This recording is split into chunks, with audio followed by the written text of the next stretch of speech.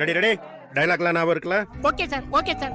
Role rolling action. தெருவிளக்குல படிச்சதெல்லாம் 90 100ன்னு மார்க் எடுக்குது.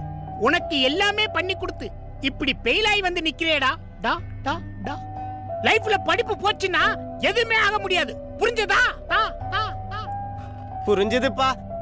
இனிமே படிச்சு பெரிய இன்ஜினியர் ஆயிடுறேன்ப்பா. நிறுத்துங்கடா. போச்சுடா. என்னையா பேசுறீங்க? உங்க கான்செப்டே தப்பியா? இன்ஜினியரிங் படிக்கணும்னு நினைக்கிறவன் இன்ஜினியரிங் படிக்க வைங்க. அதை விட்டு போறவன்ல இன்ஜினியரிங் படிக்க வச்சு இப்ப இன்ஜினியர்னு சொன்னா ஊரே சிரிக்குது. அப்போ நான் எழுதுனது தப்புங்கிற? அப்படிலாம் இல்லைங்க சார். ஆமா அப்படிதான். டேய் சும்மா தான் இரேண்டா. யோ கல்யா, சரி, நான் எழுதுனது தப்பு தான். நீ சரியா எழுது. தப்பு சரின்னு 1000 பேர் சொல்லலாம். அவனால எல்லாம் எழுத முடியாது. சும்மா பொத்திக்கிட்டே ஓரமா போய் உட்காரு. வந்துட்டானுங்க.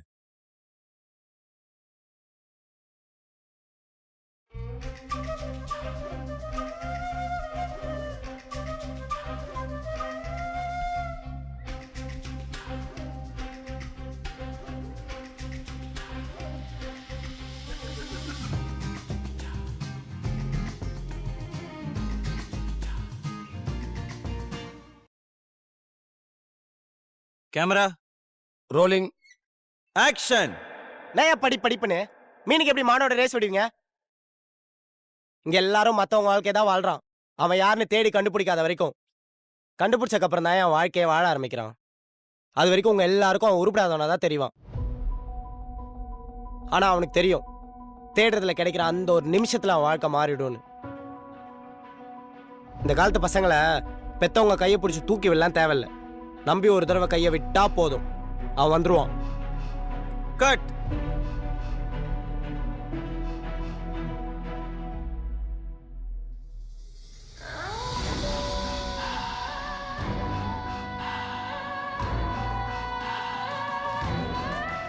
சூப்பர்ண்ணா.